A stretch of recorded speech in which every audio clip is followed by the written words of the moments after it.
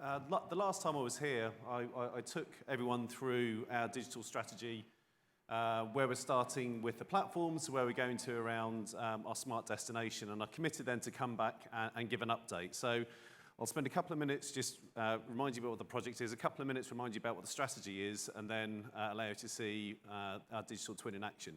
So this is the project. I think most people are probably aware of it now, but it's part of Vision 2030, out on the west coast of Saudi Arabia. Here's a project we're working on at the moment. It's about the size of Belgium, and we're also doing very similar work with Amala just to the north of that. But the reason for doing it is to open up the kingdom, encourage people to come and visit, create a number of new jobs, and contribute to the GDP of Saudi Arabia. This is what phase one looks like.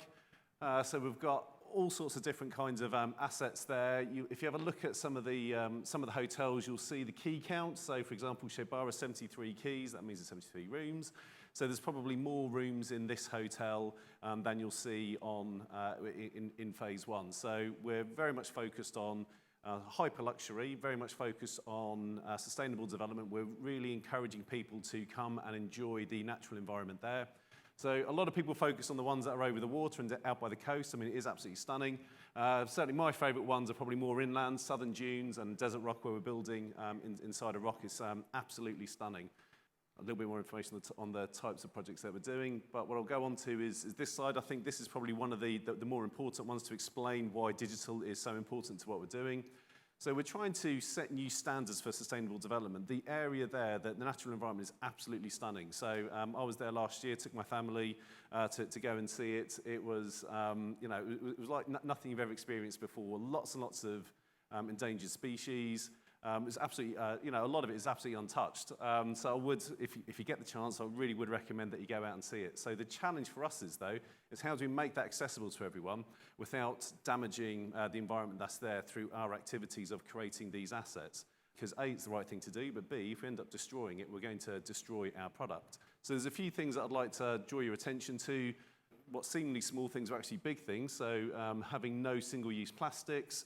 It will be 100% from renewable energy when we're in operation. So currently building a massive solar farm, building the biggest battery in the world at the moment.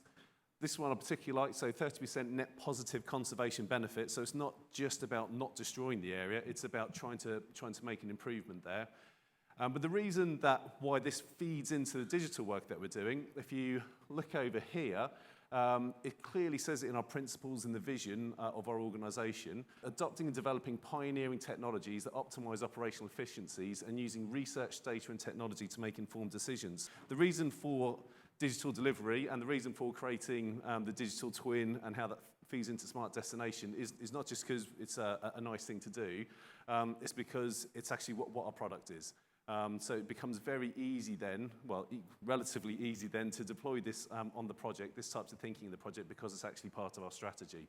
And then a quick reminder on the strategy. So if you were here last time, when we went through this, we've got a path for digital maturity with the Red Sea Development Companies in 3 phases. The first one's a project-centric focus, then it's data-centric, then customer-centric. It's not actually linear. They all start at the same time, but we've just had different focus on different areas. So right at the beginning, the project-centric focus, so we've put in a lot of our base platforms. So BIM being the big one, that was around getting a platform in place to allow people to collaborate and to ensure that we're getting good quality data come in. And GIS has turned into be quite a cornerstone for us. So the way the data is hosted, the way we're able to get really good, high-quality data is helping us not only during design and construction, but now you'll see in a moment how that's helping us through the customer-centric phase. We're still working hard on the data centricity, so we're now starting to understand the value that's within that data and starting to make better decisions, starting to automate a lot of our works, which becomes super important because, same as everyone else, we're under massive time pressure. But all that sort of really comes onto the customer-centric focus. So here is where, from my perspective, we're building a digital twin that then becomes the cornerstone then for the smart destination. So trying to explain what the smart destination looks like, we're trying to give people a unique experience when they come to the destination. So if you can imagine, you turn up at the airport, which is absolutely stunning, and you don't have your typical airport experience. So you've already done immigration. You're not having to fight your way through the crowds. It feels like you've already started on your holiday. You don't pick up your bags. They're magically taken to wherever you're going because everyone knows where it's supposed to be.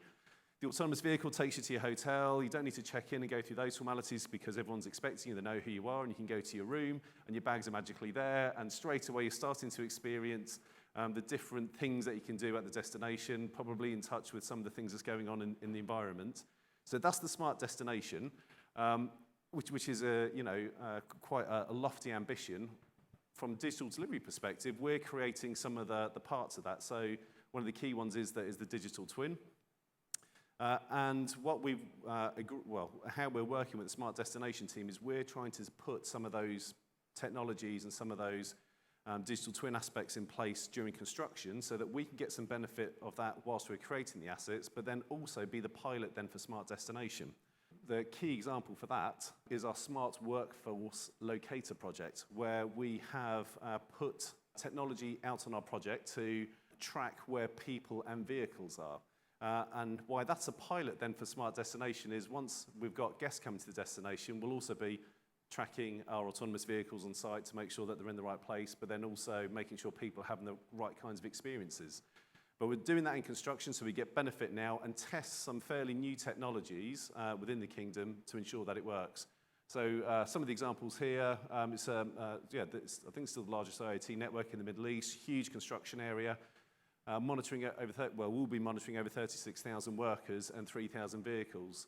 And the reason for doing that is we want to get a view as to what's going on our construction site.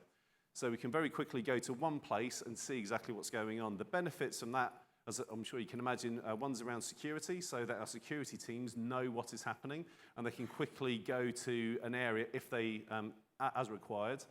I think from my perspective, the most important one, having been out on some of the islands, is around workforce safety, so we can make sure that the right people are in the right place at the right time doing the right thing. It's not great to be stuck out on an island 20 kilometres offshore when the last boat has gone home. So this is a way to make sure that we're looking after everyone on the project site correctly. We can also monitor efficiency, so ensure that vehicles aren't sat there idling, that they're in the correct areas, that they're in a safe place, and then also with the compliance and the reporting that comes off the back of that. So there's some of the reasons that we're doing it. I think that the workforce safety one, I can tell you a story. So for example, when you're on site, everyone wears their smart badge. One of my staff, when they left, they don't live on the project site. They live in Umluj, the nearest town. And when we got the smart badges, he got into his car to go home to go see his family. And for the first couple of days, he was getting phone calls in the evening saying, "Where are you? You're not where you're expected to be." So it turns out to be quite a good test to find out whether it was working or not. It's the same with the vehicle trackers. They're on the boats as well, so that we're aware where they are and making sure that they're not in an area where there is a potential for an environmental incident, for example. The reason this becomes the digital twin is we've got the platform that brings all this data together. So we're collecting the sensor data, we're collecting the data from the IoT devices, that then comes back into our platform and then links with our GIS system. And in our GIS, that's where we have a lot of data based around construction. So we have our sort of information model based on the BIM data that we're getting in and the GIS data that we're getting in, and we're linking that, we're getting feedback from sensors on site. So this was, as I committed to last time, we've created our digital twin. It's being used in construction, and it's being used as a pilot for the eventual smart destination.